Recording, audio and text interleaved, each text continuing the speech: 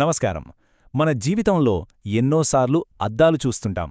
కాని కొన్ని అద్దాలు మనల్ని పెద్దవిగానో, చిన్నవిగానో లేదా తలక్రిందులుగానో చూపిస్తాయి. అదెలా సాధ్యం? అదే ఆ వక్రదర్పణాల వెనకున్న సైన్స్. ఈరోజు మనం ఆ రహస్యాల గురించే పూర్తిగా తెలుసుకోబోతున్నాం. చూడ్డానికి ఇది ఏదో మాయలా అనిపించవచ్చు, కాని దీని వెనక ఉన్నది స్వచ్ఛమైన భౌతిక శాస్త్రం. కాంతి ప్రయాణించే మార్గాన్ని మనం అర్థం చేసుకుంటే ఈ మాయను ఛేదించవచ్చు. దీనికోసం మనం వాడే ఒక అద్భుతమైన టూల్ పేరే కిరణచిత్రం. ఈ కిరణచిత్రాలనేవి కాంతి ప్రవర్తనకు ఒక రకమైన రోడ్ మ్యాప్ లాంటివి. సరే, ఒక ఉదాహరణతో మొదలుపెడదాం. ఒక పుటాకార దర్పణం ముందు వెలుగుతున్న కొవ్వొత్తిని ఊహించుకోండి. ఆ కొవ్వొత్తి మంట కొన నుండి కాంతి కిరణాలు ఒకటో రెండో కాదు, లక్షల సంఖ్యలో అన్ని దిశల్లోకి ప్రయాణిస్తాయి. అవన్నీ వెళ్లి ఆ దర్పణాన్ని తాకుతాయి. తాకిన తరువాత అవి పరావర్తనం చెంది, అంటే వెనక్కి తిరిగి వచ్చి ఒకచోట కలిసి ఒక ప్రతిబింబాన్ని ఏర్పరుస్తాయి. ఇక్కడే అసలు విషయం ఉంది. ఆ లెక్కలేనన్ని పరావర్తన కిరణాలు ఒకే ఒక్క బిందువు దగ్గర ఖచ్చితంగా కలవాలి. అలా కలిస్తేనే మనకు స్పష్టమైన షార్ప్ ఇమేజ్ కనిపిస్తుంది. ఒక్కో కిరణం ఒక్కోచోట కలిస్తే ఏమవుతుంది? అప్పుడు ప్రతిబింబం మసకబారిపోతుంది, అస్పష్టంగా కనిపిస్తుంది. సో ఆ పర్ఫెక్ట్ మీటింగ్ పాయింటే మనకు కావాల్సింది. అయితే అసలు ప్రశ్న ఇక్కడే వస్తుంది. ఆ లక్షల కాంతి కిరణాలు పరావర్తనం చెందాక ఎక్కడ కలుస్తాయో మనం ముందుగానే ఎలా చెప్పగలం? ప్రతి ఒక్క కిరణం ఎటు వెడుతుందో గీసుకుంటూ కూర్చోవడం సాధ్యమేనా? మన మూల ఆధారం చెప్పినట్టే ఇది చాలా చాలా కష్టమైన పని. ఎందుకంటే ప్రతి కిరణానికి పరావర్తన నియమాలను వర్తింపచేసి దాని కోణాన్ని లెక్కించి గీయాలంటే అది చాలా సమయం తీసుకునే శ్రమతో కూడుకున్న పని. కాని సైన్స్ ఎప్పుడూ మన పనిని సులభం చేయడానికే ప్రయత్నిస్తోందా? సో దీనిక్కూడా ఒక సులభమైన దారి ఉండాలి కదా? ఉంది.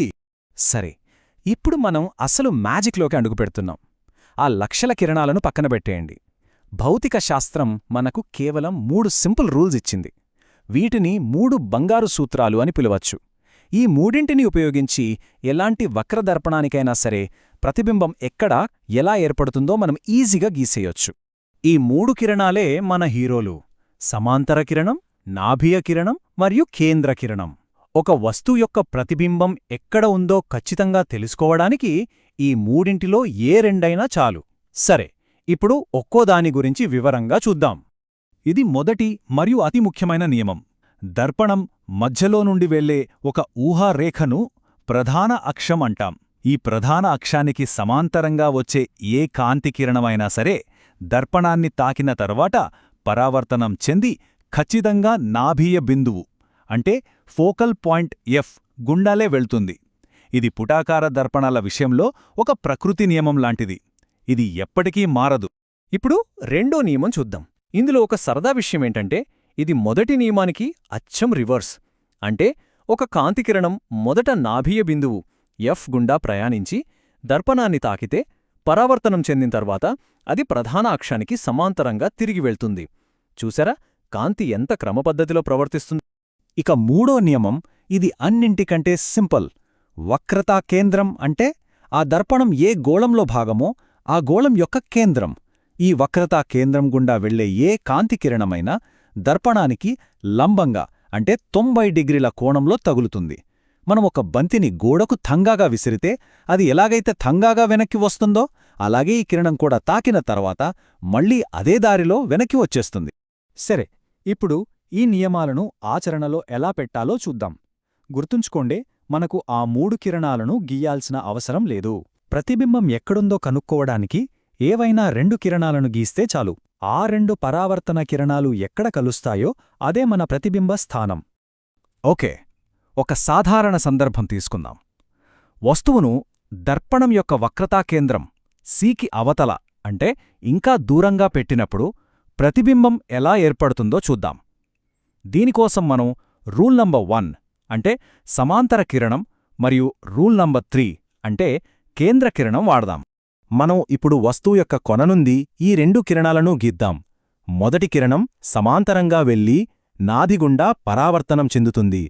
రెండవ కిరణం వక్రతా కేంద్రం సి గుండా వెళ్లి మళ్లీ అదే దారిలో వెనక్కి వస్తుంది. ఇప్పుడు చూడండి, ఈ 2 పరావర్తన కిరణాలు ఒకచోట ఖండించుకున్నాయి కదా.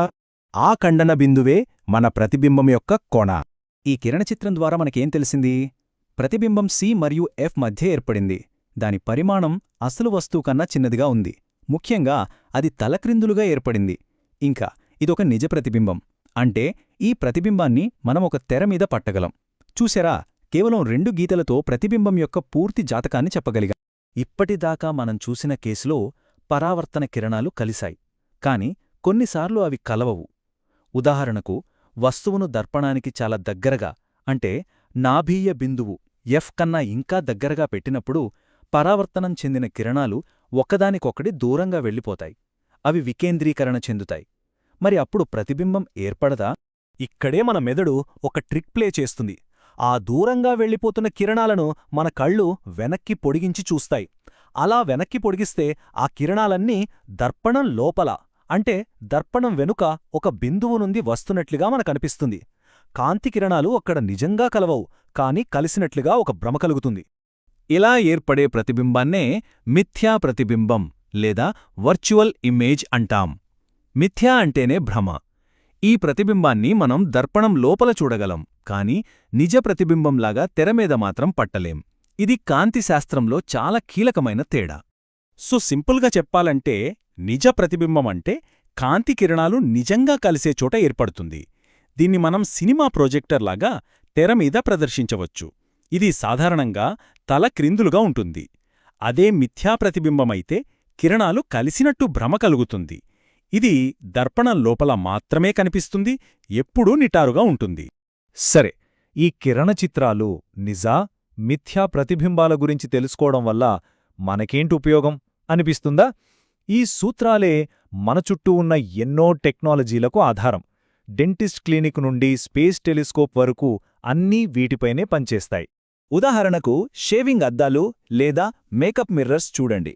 అవి మన ముఖాన్ని పెద్దదిగా చూపిస్తాయి. ఎందుకంటే మనం అద్దానికి చాలా దగ్గరగా ఉన్నప్పుడు అది ఒక పెద్దదైన నిటారుగా ఉన్న మిథ్యా ప్రతిబింబాన్ని ఏర్పరుస్తుంది. ఇదే సూత్రాన్ని డెంటిస్టులు కూడా పళ్లను పెద్దవిగా చుట్టానికి వాడతారు. మరోవైపు టీవీ డిష్ యాంటెనాలు కూడా పుటాకార దర్పణాలే. అవి శాటిలైట్ నుండి వచ్చే సమాంతర సిగ్నల్స్ అన్నింటినీ ఒక్కచోట, అంటే రిసీవర్ దగ్గర కేంద్రీకరిస్తాయి.